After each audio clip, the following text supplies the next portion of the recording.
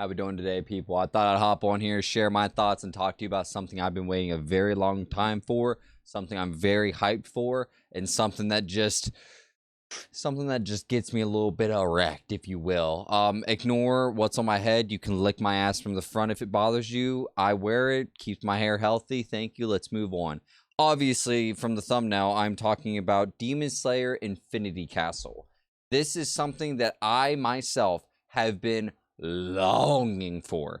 I don't know about you, but I want to talk about it a little. I want to give my thoughts and what I think and kind of what I'm hoping to see and what I'm hoping to figure out and everything. Now, somewhat spoilers ahead if you haven't seen all of Demon Slayer up and to the point of Infinity Castle. If you haven't watched all of the Demon Slayer Crunchyroll or wherever up to this point of the movie, there will be spoilers. I will be talking about certain characters and what I like about them, and certain demons I'm excited to see what's going on with them and everything. So you've been warned. Let's hop right in and let's talk about kind of what I want to bullshit about. Let's talk about it. So first thing's going to be Zenitsu thunder breathing.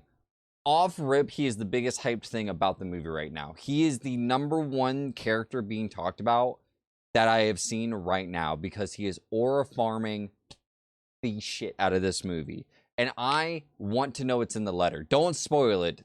Anything about the movie, do not spoil it. If you do in the comments, it's up to your discretion that you read the comments. Do not spoil it for me. Do not DM me. Don't email me. Don't tell me shit. I want to know, or I want to know when I watch the movie. Demon Slayer is an amazing anime. Let's start there. Demon Slayer is an amazing anime. If you haven't seen it, definitely go watch it. I think it's a great beginner anime. I think it's a great anime just to start out with and just to kind of get you in the groove to see if you like shonens and if you kind of like the way that anime are laid out when it comes to fight scenes and like building emotion and developing characters and everything. So if you do want to kind of tiptoe in anime, it's a great starter in my opinion. Or Attack on Titan's also a good one.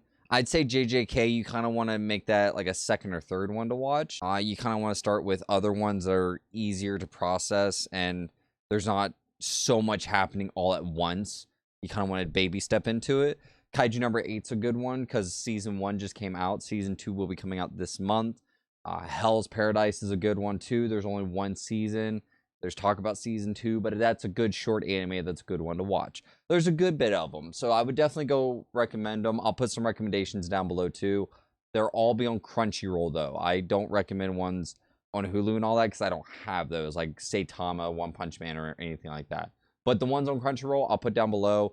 If you're kind of curious of like good starter animes or something to kind of get you in the groove, definitely go down there and see what's up with it. While you're down there, obviously, try to make this a living. Hit the like button, subscribe if you feel like it. Leave a comment on what you're excited most about when it comes to the movie, as far as like a fight or a character or whatever. But with Demon Slayer, we're introduced to Tanjiro, Inosuke, and Zenitsu.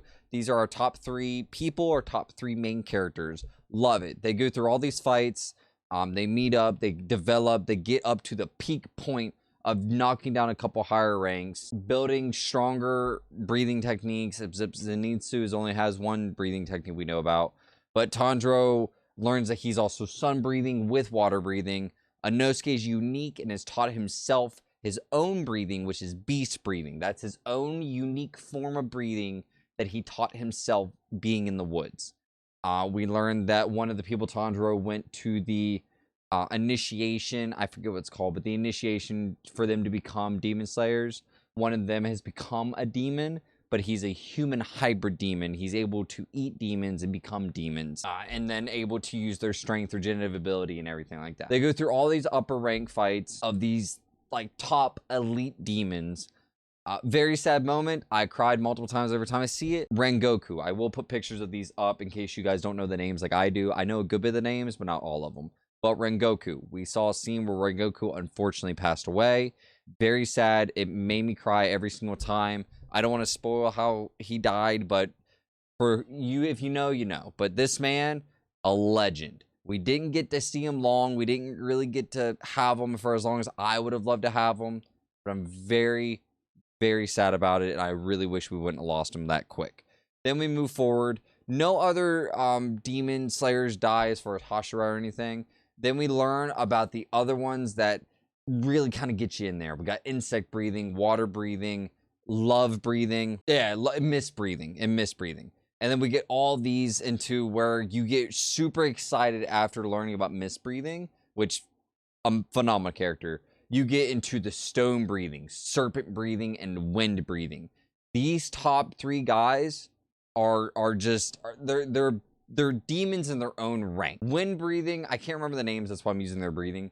I'll put pictures of them up here. Wind breathing. This man is psychotic, insane, and I love it. I love every minute that this man is on the screen. You hate him at first, but you learn to realize he'll fuck you up. You learn to realize this man will fuck you up. And in such a good, powerful, strong way. I think he's a good dude. I think he has a great heart. I think we're going to see a lot of good development within him. Then you have serpent breathing. This bitch right here, I don't know what the ranking of power scaling is yet because I haven't dived that deep into it. This one right here, God, my witness, or whoever, I believe he is at least second strongest. I think he's the second to third strongest Hashira in this anime. Number 1 strongest, I don't care. This big bitch is stone breathing. You know what's amazing about the stone breathing? He doesn't have a sword. He has a ball with spikes and an axe.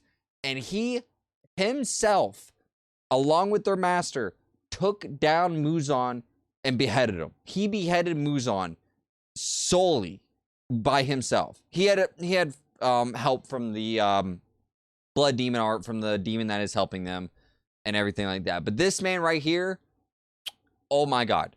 But that's all the breathings. That's all the ones I'm excited about. Let's talk about the movie. Let's hop into the movie. The movie trailer is amazing. If you haven't seen it, go see it. I'll link it down below.